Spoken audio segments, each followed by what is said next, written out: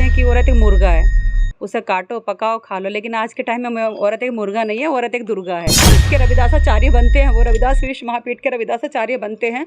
रविदास जी एक ऐसे संत थे कि उनकी तो वो चरणों की धूल भी नहीं है रविदास जी। बुग्गा वाला आप जाएंगे, आप जाइए, एक बहुत बड़ा कमरा है, फिर उसके अंदर एक बड़ा कमरा है, हॉल कमरा है, फिर उसके अंदर एक लग्जरी कमरा है। आप उनकी प्रोफाइल पे जाएंगे तो वहाँ बड़े बड़े मंत्री आपको आसीन मिलेंगे उस कमरे में। एक्ट्रेस उर्मिला सनावर ने जो पूर्व विधायक हैं सुरेश राठौड़, उन पर कई तरह के गंभीर आरोप जो है वो लगाए हैं और परसों से लगातार वो सुर्खियों में है और उनको अपना पति भी बताती हैं वो। और आप देख सकते हैं कि ये फ़ोटोज़ हैं कुछ यहाँ पर उर्मिला की, जो एक एक्ट्रेस रही हैं, कई सीरियल्स में उन्होंने काम किया है, लीड रोल उन्होंने निभाए हैं। इसके अलावा कुछ दिन पहले चर्चाओं में वो तब आई थी जब फिर से उन्होंने एक शादी की थी, और शादी की थी जो बीजेपी के जो पूर्व विधायक हैं सुरेश राठौड़, और जो कि ज्वालापुर से ही विधायक जो हैं वो रहे हैं। उन पर अब क्या कुछ हुआ उनके साथ, क्योंकि 2 दिन से लगातार ये भी आरोप लगा रही हैं उनके ऊपर, तो कहीं ना कहीं जो उनकी एक प्रेम कहानी कई दिनों से चर्चा का विषय बनी हुई थी, उसमें कहीं ना कहीं अब दरार जो है वो आती हुई दिखाई दे रही है। और लगातार सोशल मीडिया पर उर्मिला एक्टिव रहती हैं और उन्होंने कई तरह की वीडियोस सुरेश राठौड़ के साथ वहाँ पर शेयर किए थे। काफ़ी रोमांटिक वो वीडियो थे। और अब कहीं ना कहीं इनके प्रेम में ये खटास क्यों आई है, दरार क्यों आई है, इसी पर हम बातचीत करने के लिए उर्मिला सनावर जी के पास ही यहाँ पर पहुँचे हैं। सहारनपुर की ये रहने वाली हैं और सहारनपुर के गोविंद नगर में इनका आवास भी है, तो उनसे बात कर लेते हैं।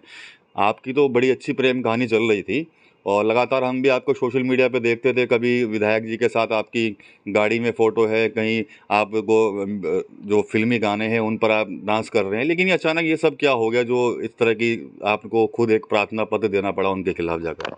अब देखिए, मैं चाहती तो नहीं थी कि मैं खुद एक प्रार्थना पत्र दूँ उनके खिलाफ, पर वो कहते हैं ना कि ईंट का जवाब पत्थर से तो देना ही पड़ता है, नहीं तो औरत को कमज़ोर समझ लेते हैं। और मेरे ख्याल से लोग समझते हैं कि औरत एक मुर्गा है, उसे काटो पकाओ खा लो, लेकिन आज के टाइम में औरत एक मुर्गा नहीं है, औरत एक दुर्गा है। नवरात्र आने वाले हैं कि जब तक वो आपको सुख समृद्धि देती है वो तब तक अच्छा है, आपके साथ आप कदम से कदम मिला के चलती है।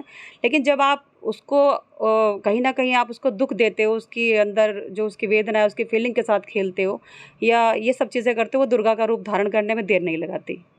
आप खुद को उनका शिष्य भी बताती हैं, देखी थी हमने पोस्ट आपकी। कहानी की शुरुआत कैसे हुई थी और ये कहानी जब यहाँ तक पहुँच चुकी है कि आपको उन्हीं के खिलाफ पुलिस से मदद मांगनी पड़ रही है, एप्लीकेशन आप वहाँ पर देना, तो कहानी की शुरुआत कहाँ से हुई थी आपकी शुरुआत, ये बताइए पहले। देखिए, ये लगभग 12 मई सन 2022 की बात है। मैं उनसे मिलने के लिए गई थी। मेरे पहली शादी मेरी ख़त्म हो गई थी और 4 साल से लगभग डिवोर्स चल रहा था, तो मैं न्याय की गुहार लगाने के लिए गई थी, क्योंकि वो धर्मपिता भी हैं, धर्म गुरु हैं हमारे समाज के, दलित समाज के। तो उनके पास गई थी न्याय की गुहार के लिए। तो अब धीरे-धीरे जब मैं उनके पास गई तो फिर उन्होंने एक सीरियल्स की बात की, जज रविदास एक सीरियल बनाना था कि मेरा सीरियल बना दो, और इसी तरह से बातों की सिलसिला जारी हुआ। और उन्होंने एक दिन मुझे लंच पे बुलाया अपने यहाँ बुग्गा वाला आश्रम, रविदास आश्रम है, रविदास विश्व महापीठ का। तो कहानी का एंड कह लो या शुरुआत कह लो, वो वहीं से होगी मेरी कहानी। और उन्होंने मुझे कुछ नशीला पदार्थ दिया, कुछ भी बेहोशी का, जिसमें मैं नशे में आ गई, खाने में लंच पे बुलाया था। उसके बाद उन्होंने मेरे साथ और वो वीडियो बनाई मुझे ब्लैकमेल करने के लिए। तब से लेके अब तक मैं लगातार ब्लैकमेल हो रही हूँ। उसी ब्लैकमेल के आधार पे मैंने 4 अक्टूबर को मैंने नेपाल में मैंने शादी कर ली उनके साथ, पशुपतिनाथ के मंदिर में। और मुझे प्रेशर में लेते रहे उसी वीडियो के आधार पे कि मैं ऐसे कर दूंगा। क्यों? क्योंकि पहले ही मेरी समाज में बहुत सारी चीज़ें वायरल हो गई थी, पहले गृहस्थी मेरी ख़त्म हो चुकी थी। यहाँ पर एक सवाल उठता है कि मैं एक एक्ट्रेस हूँ, खूबसूरत हूँ, दिखने में अच्छी हूँ, नेशनल अवार्ड ले चुकी हूँ, अथाह सीरियल्स मैंने किए हैं स्टार प्लस, ZTV, कलर्स के, तो मेरे पास शायद लड़कों की कमी तो नहीं होगी। लोग पूछते हैं कि तुझको यही बुढ़ा मिला था क्या, ऐसे भी बोलते हैं। ठीक है, शादी हो गई, वो 64 के आसपास हैं सुरेश राठौर जी, लेकिन ये सब चीज़ पर्दे की थी अब, क्योंकि मैं अब उनकी पत्नी बन चुकी थी और हर चीज़ का मुझे पत्नी का वास्ता देते थे कि तुम पत्नी हो। आज भी मैंने मांग भर रखी है, वो हमेशा मुझे मांग के लिए प्रेरित करते हैं कि तुम अपने आप को कवारी साबित करती हो। बड़ी सिंदूर के डब्बे लाती हैं जब भी कहीं जाती हैं, तो मैं हमेशा ड्राई सिंदूर लगाती हूँ उनका लाया हुआ। सब कुछ सही चल रहा था, लेकिन जैसे ही मैंने अपना हक मांगा, ये सारी चीज़ें हुई और जाने अनजाने में मुझे उनकी बहुत सारी चीज़ें पता चली।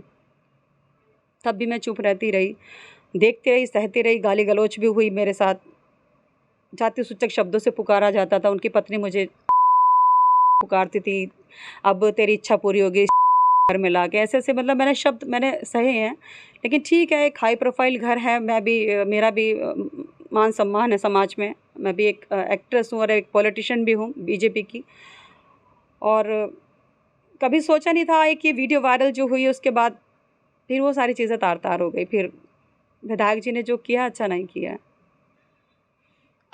आपको हम देखते थे कि काफ़ी प्यार तो काफ़ी था आप लोगों के बीच में, लेकिन वजह क्या हुई ऐसी कि एकदम से आप भी उनसे नाराज़ हो गए और वो भी आपसे नाराज़ हो? मतलब आप तो लगा ही रही हैं कि ब्लैकमेल कर आरोप लगा रही हैं, वो भी कहीं ना कहीं लगा रहे हैं कि आप उन्हें ब्लैकमेल कर रही हैं। देखिए, अगर मैं ब्लैकमेल करती, ये तो सभी सोशल मीडिया के माध्यम से सब पत्रकार बंधु ही पूछ रहे हैं सवाल जवाब उनसे।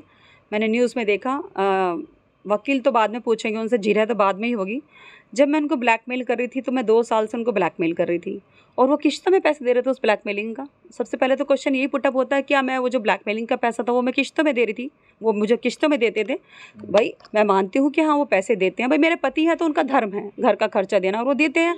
सब चीज़ सामान लाते हैं घर में, साग सब्जी राशन, हर चीज़ का, मेरे मेंटेनेंस का, हर चीज़ का पैसा देते हैं। तो मैं उसको डिनाई नहीं कर रही हूँ, आपके चैनल पे मैं बोल रही हूँ कि हाँ वो देते हैं, सारा खर्चा देते हैं। लेकिन इस तरह का अब उसको पैसे को आप ब्लैकमेलिंग में उसको ऐसे प्रेजेंट करोगे। अब चीज़ें अगर मैंने अपना हक मांग लिया और ये सारी चीज़ें, अब अगर रविदास आचार्य जी की चीज़ें मैं परोसूँ आपके सामने तो शायद उनकी इज्जत तार तार हो जाएगी।